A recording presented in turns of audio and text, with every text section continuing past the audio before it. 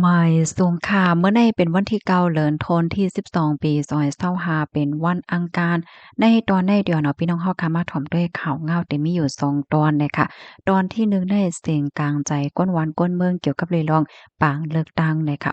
ย่อก็ตอนที่2ได้3เนี่ยมีก้นก้อนหนึ่งเนาะเขาเนี่ยก็กว่าปักตาด้วยเนี่ยค่ะเนาะที่นาลุ่มตางเนี่ยก็มีภูมิพลพรเขานั้นมาตองมาถามหาว่าเจ้ามีไหวผู้สื่อข่าวว่าจังหว่าจั่งใดเฮ็ดให้นั่นน่ะเนาะอันดังเปิ้นได้แต่ก็เฮาค่ะมาถ่อมด้วยข่าวง่าวโหนในเนี่ยค่ะพี่น้องแห่งการยานเมืองอันลูกดีในเมืองโฮมตุ่มเสียก็มาอยู่เศร้าว่าอยู่ดีในเมืองไทยหลายๆก็หลายๆก้นก็อ่อนกันลาดแลปันตั้งหันถึงเกี่ยวเลยลองปางเลือกตั้งอันดีเดจัดเฮ็ดปอกกำแพกในวันที่28เดือนธันวาคมที่12ปี2025ในค่ะเนาะ เขาได้ก็อ่อนกันลาดว่ามันเป็นการหลอกเหรียญเฮ็ดแหน่นะก้วยกาว่าจึงหือก้อยเหย้าเนี่ยจึงเขาได้ก็ถูกย่าให้กว่าดอดแคบกลางจ้ายในนั้นค่ะน่ะเนาะเพราะว่าปันลองตั้งโฮมมือกว่าดอดแคบกลางจ้ายเนี่ยก็ซ้ำไว้ใจว่าเตมีพรตุ้มยอนต่อก้นในหน้าหอต่อเฮิรนตีวานเกิดป้อเหย้าก็มีลองไม้ใจป้าว่าก็มีลองตั้งอย่าเผิดลองข้องคำเมอกว่าต่อปรับคำเมืองตีลุ่มพ่องต่างว่าสังว่าเจ้านายเฮ็ดจังไหนเกี่ยวกับเลยร้องในค่ะฝ่ายปักตาด้วยเงาลายปังเลือกตั้งค่ะเนาะเขาเนี่ยก็ลาดว่าเพราะว่ามาโดยพ้องยามมื้อเหลียวในที่ในเมืองโฮมตุ้มเนี่ยก็ได้มีมาปังเลือกตั้งเนาะสังว่ามีมาปังเลือกตั้งเนี่ยก็แน่นอนว่าหันถึงว่าเงาลายหลายๆร้องเนี่ยมันได้ตื้นหลีมาสังว่ามีมาปังเลือกตั้งหวานเมืองสุกสักโซนเสี้ยนสานอยู่เพราะว่าเนี่ยจึงแน่นอนพรตุ้มยอนอันติเตจ้อมมาเนี่ยก็มีตั้งนำพรตุ้มยอนอันเตตื้อเคิกตั้งไทยเนี่ยก็มีตั้งนำเหมือนจังหนังก้นปลายเพก้นหลอมเข้าเมืองแหละจังไหนได้ เตออนกันลักหลอมเข้ามาตั้งแหลนเหรียญเจ้าในตั้งนำตั้งหลายยกปัญหาลองหยอกแหลนตั้งออนไลน์สแกมเมอร์ปัญหายาเมากำไหลเจ้าในเนี่ยค่ะก็เปิ้นนั้นแลเขาได้ก่อหันถึงว่า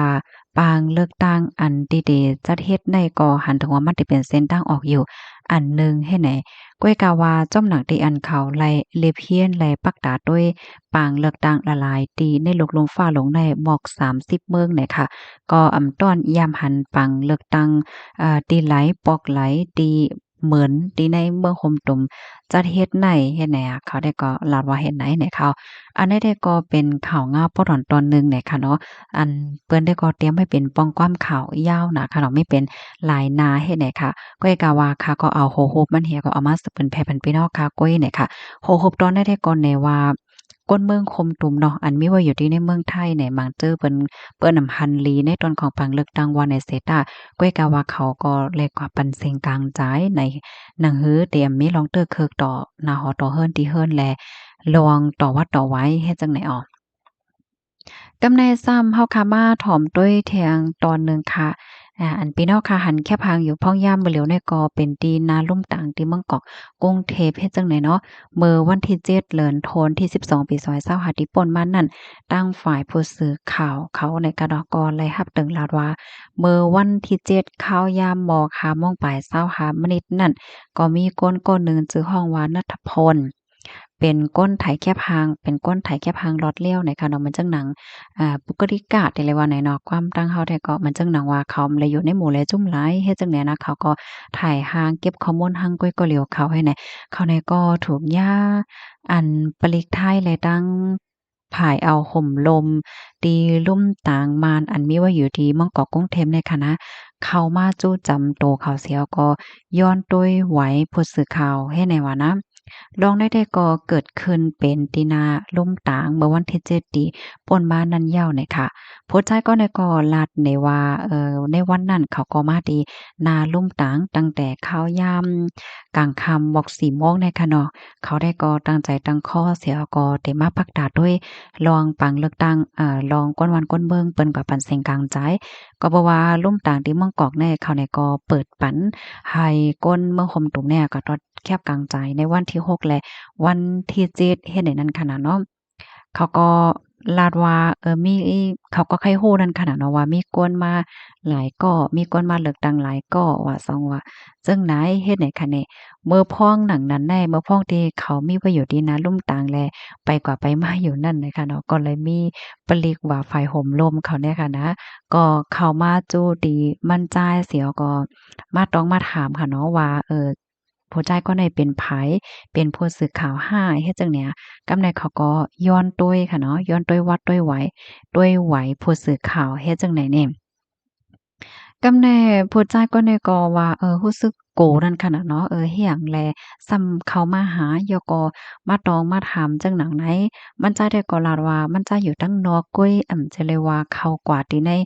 ในวางนั่นค่ะนะเนาะเพราะว่าอยู่ตั้งนอกแด้ผู้ไลไผเซ็มว่าก็จังมาไถหางมาตุ้ยมาหังจังไหนไลอยู่โยเฮ็ดจังไหนคะนะ พอใจายก็ในก็เนค่ะเนาะอำเนไว้ผู้สื่อข่าวให้แหน่ค่ะกำในภูมิพลพรเขาก็มีลองหลอกเงิดนั่นค่ะน่ะเนาะมีลองหลอกเงิดเขาสังเจ้าหนองว่าเอาหังเฮ็ดจั่งใดกว่าเพิ่นแพ้ว่าซังว่าเฮ็ดจั่งใดมันสังตกเตจังยาจอยตะลานะว่าซังว่าจั่งใดเฮ็ดแหน่ค่ะอ้อกำแน่มันจ่ายเนี่ยก็แปลกใจค่ะเนาะว่าเฮียงแลซ้ำมาต้องมาถามมันเฮ็ดให้นั่นน่ะเนาะ มั่นใจแต่ก็ลื่นสุดแน่มันก็จังเอาไว้ผู้สื่อข่าวในแหน่ไรค่ะนะสั่งว่ามั่นใจเอาไว้ผู้สื่อข่าวแหน่พันแหน่ก็เรียกได้บ่มีร่องข้องคำหางแน่เนี่ยเนาะกำแน่อันเป็นภูมิพลพรเขาที่นาลุ่มต่างนั้นเปิ้นก็ย้อนด้วยค่ะนะย้อนด้วยไว้ผู้สื่อข่าวว่าสั่งว่าจังได๋เนี่ยค่ะเนาะข่าวยามศึกมาเนี่ยก็มีอันเป็นภูมิพลพรเขาในลุ่มต่างเนี่ยเพิ่นก็ออกมาหลายๆก้อค่ะเม่อพ้องตี เปิ้นอบโอ้กันว่าอบได้อบเนอกันอยู่นั่นน่ะค่ะเนาะมันจ่ายเนี่ยก็ด้วยเงาลายได้แหละปอกให้เลี้ยวโยนะแฮวก็มันจ่ายก็ขี่รถเครื่องแฮวก็ออกก่อเฮ็ดซึ่งไหนเนี่ยค่ะค่ะนั่นก็เป็นเงาลายตีนะลุ่มตางเฮ็ดไหนค่ะนะปางเลือกตั้งที่ในเมืองโฮมตุ่มปอกกำไนก็ได้เลยว่าอยู่ดีของสิซึ่งมันเขาสิก็จัดเฮ็ดนั่นค่ะน่ะที่ในเมืองโฮมตุ่มได้ของสิซึ่งมันเขาเนี่ยก็เขายึดอาณาอำนาจจากเมื่อวันที่1 เดือนธันวาคมที่2ปี2021ที่ป่นมาอำนั้นก็เมื่อเข้าตั้ง4ปีป่นมาเฮ็ดจังได๋นะปังเลือกตั้งในแต้แหนมเขามีไว้ปันเหมือนจังหนอเลือกตั้งลงนาตอนดาก้นตีอยู่ที่นอกเมืองให้น่ะเนาะในนั้นก็ตีในเมืองไทยเขาก็เปิดปันให้ก้นอันฮอดที่เมืองไทยได้กว่าดอดแคบกลางจ้ายเฮ็ดจังได๋คะที่กรุงเทพได้ก็วันที่6ถึง7เดือนธันวาคมที่12ให้ไหนคะนะปยก็ติเว้งเกี้ยงใหม่ในวันที่1ถึง4 อันนี้ป่นกว่าเนาะ1ถึง4เดือนธันวาคมที่12ปี25เฮ็ดจั่งใดคะปังเลือกตั้งอันที่จะเฮ็ดในบ่ห่มตมได้ก็ทั้งหมดเนี่ยได้เฮ็ดอยู่3กำว่ะโปรแกรมที่1ในเป็นวันที่28เดือนธันวาคมที่12โปรแกรมที่2ซ้ำวันที่11เดือนธันวาคม1โปรแกรมที่3ได้ก็อำไปฮู้วันมันน่ะค่ะข้อมูลตอนในข่าวสายหมอหอมไลปึงอิงเอามาดีเว็บไซต์ข่าวประชาไทยเนี่ยค่ะเนาะต่างไว้เนี่ยค่ะพี่น้องคะถ่อมข่าวโหได้ย่อไล่ตอนสอนจังหื้อไหนค่ะเนาะอันแต่ย้อนลาดอีกหนึ่งค่ะเนาะอันได้แต่ก็จะเลยว่าหลอกเงินไฮโกเนาะก้อยกาว่าไฮไลรับรู้ไว้เหี่ยวก็ไฮจังไลฟ้างค่ะเนาะเมื่อนังเฮาค่ะได้หันค่ะเนาะบางก้อบางก้นเขาเนี่ยก็ที่ออกมาลาดออกมาเปิ้นแผ่ว่าเป็นก้นเฮ็ดข่าวเป็นผู้สื่อข่าวว่าซั่งว่าจึงไหนๆเนี่ยค่ะเนาะ เพราะว่าเป็นคนเฮ็ดข่าวอำนั้นผู้สื่อข่าวในได้ไลมีไหวนักข่าวค่ะเนาะได้มีไหวผู้สื่อข่าวเฮ็ดจั่งใดคะนี่เพราะว่ากว่าไต่กว่าเน้อกว่าถ่ายห้างอำนั้นก็กว่าหลักๆไล่ๆยิบกองถ่ายห้าสังหาเฮ็ดแหน่สั่งทุกในเปิ้นก็ได้มาถามหาว่าสุเว้นผู้สื่อข่าวห้าเนี่ยย่อก็เปิ้นก็ได้ถามหาไหวผู้สื่อข่าวเฮ็ดจั่งใดคะนี่นะค่ะอันนี้ก็ย้อนป่งเลี้ยงปันให้พี่น้องค่ะเขาไหลรับรู้กันไว้เนี่ยค่ะเนาะยินจมกูก็ดีรับถอมปันแห้งค่ะย้อนให้อยู่ลีกินหวานในรอดเพศกันค่ะเนาะบ่ส่งค่ะ